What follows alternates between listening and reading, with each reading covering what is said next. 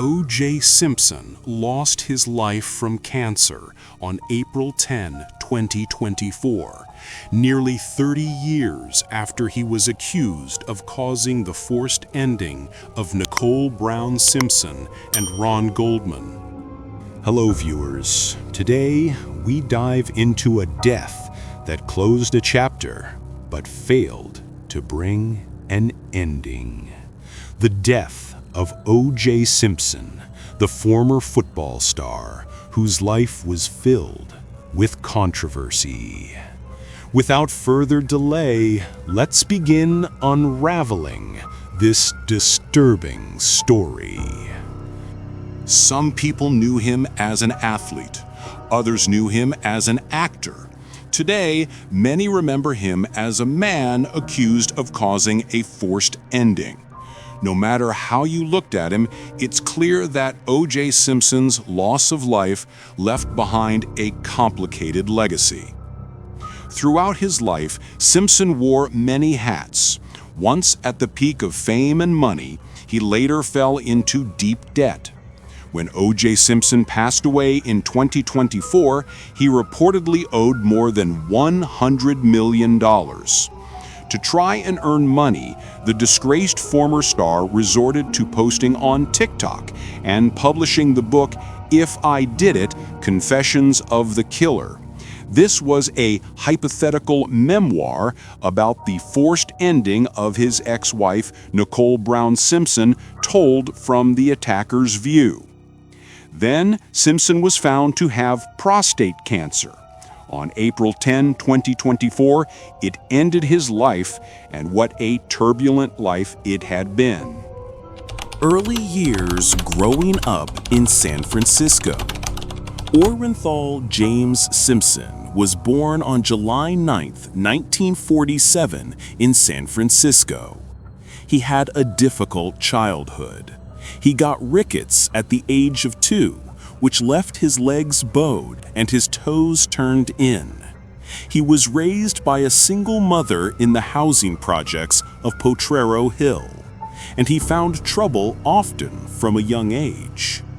He joined his first gang when he was just 13 and was taken 3 times as a teenager. At 15, a fight landed him in a juvenile facility. On top of that, his grades were poor. But young O.J. had one thing going for him. He was an excellent football player.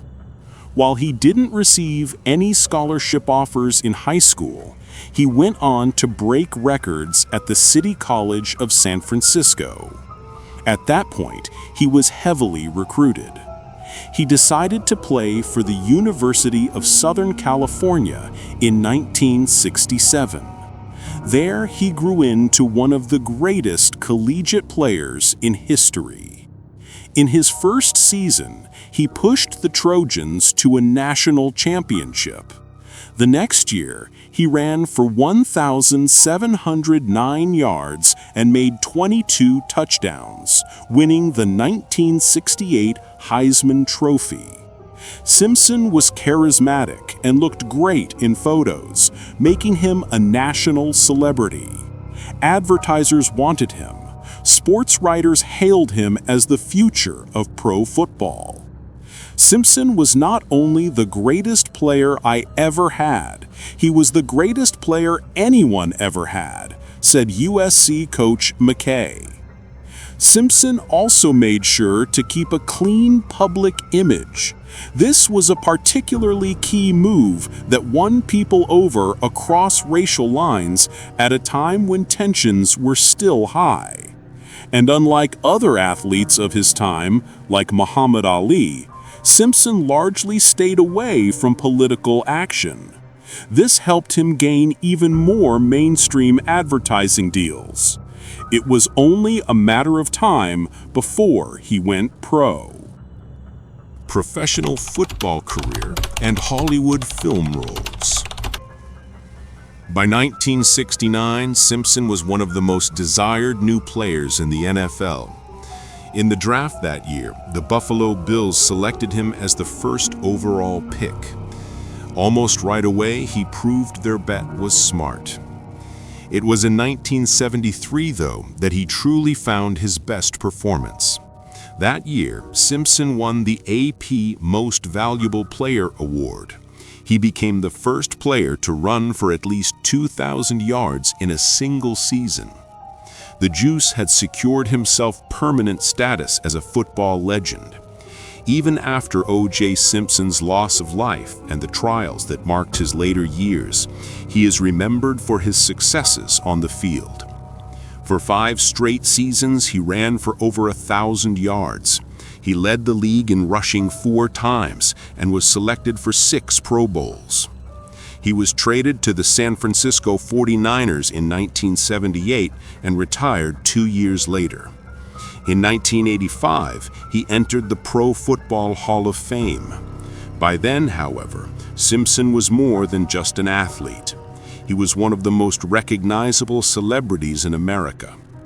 Leveraging his fame and success, Simpson pivoted into entertainment, though, as ESPN noted, no one ever mentioned him in the same breath with Laurence Olivier. Simpson became a commentator for Monday Night Football, appeared in various TV roles, and starred in films such as The Towering Inferno, 1974, and the cult classic Naked Gun series in the 1980s. Perhaps more famously, he was the face of Hertz rental cars running through airports in a series of beloved commercials. By the late 1980s, Simpson had done what few others managed. He had reached the highest acclaim in sports and turned that into a successful Hollywood career, all while keeping a stellar public image. He was mostly non-controversial in public, but behind the scenes, his personal life was falling apart. Soon enough, his name would be synonymous with a controversy that not even O.J. Simpson's loss of life could erase. Domestic troubles and allegations of abuse. Back in June 1977, Simpson met an 18-year-old waitress named Nicole Brown. The two began flirting and talking constantly. At the time, Simpson was separating from his first wife, Marguerite Whitley. After that divorce was final in 1979, things between Simpson and Brown started to get more serious. I think everyone saw us as the perfect couple, including Nicole, Simpson recalled in If I Did It, written with the help of Pablo Fengives. As the months turned into years, she began to drop not-so-subtle hints about getting married. Simpson continued, I kept trying to put her off, of course, because I'd failed at marriage once and because I'd seen plenty of other couples fail, but Nicole kept pushing. According to Simpson, this led to a series of arguments between the two. And despite getting married in 1985, things only seemed to grow worse. By 1989, police had been called to the couple's home many times. That year, Simpson pleaded no contest to abuse of a spouse. 3 years later, their marriage ended in divorce. Simpson claimed that Nicole often got physical with him too, especially if they were drinking. He stated that many of her claims of abuse existed only in Nicole's own mind. Did I physically drag Nicole out of the bedroom and push her out into the hallway? Yes. Did I beat her? No. I never once raised my hand to her. Never once. And if Nicole were alive today, she'd tell you the same thing. After the divorce, Brown told friends that she feared for her safety.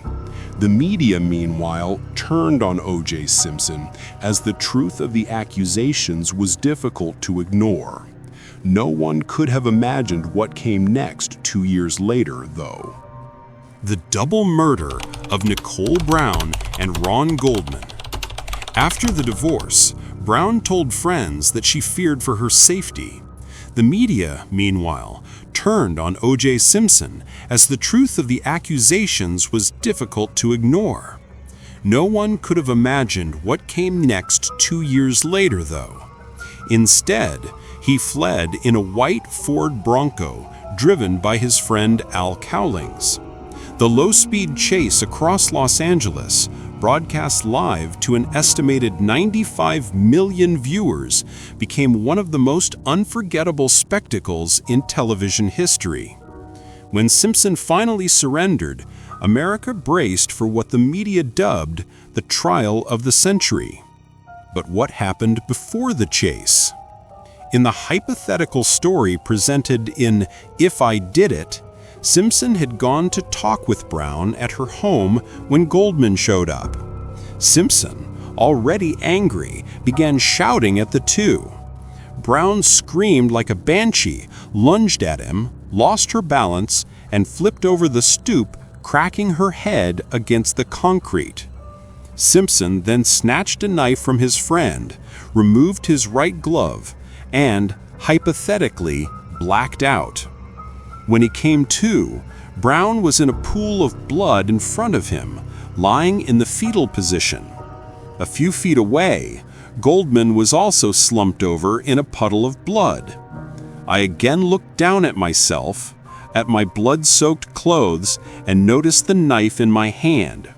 The knife was covered in blood, as were my hand and wrist, and half of my right forearm. But Simpson's theoretical story of that night didn't come out until 2007. He never claimed it was a true confession of what really happened. The version of events jurors heard in the ensuing trial, on the other hand, was not quite so clear. The trial of the century. The trial began in January 1995 and became a 9-month spectacle as people across the country tuned in. The prosecution, led by Marcia Clark and Christopher Darden, presented DNA evidence linking Simpson to the crime. The defense, a dream team that included Robert Kardashian, Johnny Cochran, Robert Shapiro, F. Lee Bailey, and Alan Dershowitz, fought back with claims of police misconduct and racism. The thing that secured Simpson's freedom, however, was nothing more than a glove. Prosecutors presented a bloodied glove found at the crime scene and asked Simpson to try it on. Simpson infamously struggled to pull it over his hands, seemingly unable to make it fit. He shrugged. In his final argument, Cochran declared, "If it doesn't fit, you must acquit." On October 3, 1995, Simpson was acquitted of both forced endings. The verdict split public opinion largely along racial lines. To some, it was a victory against a biased system. To others, it was a miscarriage of justice. A civil court did find Simpson responsible for Brown and Goldman's forced endings 2 years later, however. It ordered him to pay $33.5 million in damages, a debt that was never fully paid before O.J. Simpson's loss of life. This trial wasn't the last time Simpson found himself in serious trouble, though. O.J. Simpson's death and complicated legacy. By the 2000s, Simpson had mostly faded from public view, but the release of his hypothetical memoir and an incident in Las Vegas once again saw him at the center of a media firestorm. In September 2007, Simpson held a group of men hostage in a Las Vegas hotel room. He claimed he was trying to get back sports items that he believed they had stolen from him. The confrontation quickly turned violent. In 2008, a Nevada jury convicted Simpson of armed robbery, kidnapping, and related charges.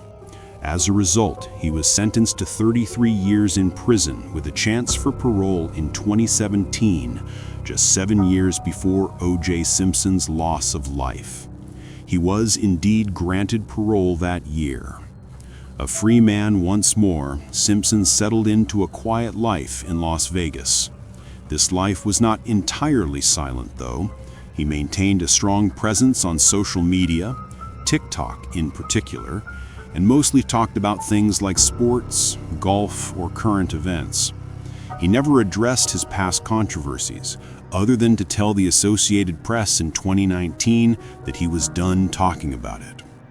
"We don't need to go back and relive the worst day of our lives," Simpson said. "The subject of the moment is the subject I will never revisit again. My family and I have moved on to what we call the no negative zone, we focus on the positives. Then, in 2023, reports came out that he was battling prostate cancer. There were few updates until an announcement that O.J. Simpson lost his life at his Las Vegas home on April 10, 2024. He was 76 years old.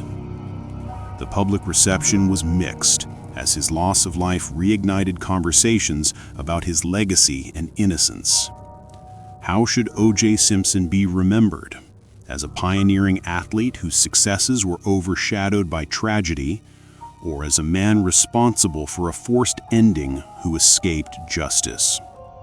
Viewers, this was the dramatic story of a life where fame became infamy and a verdict brought an end to a trial, but never to the controversy.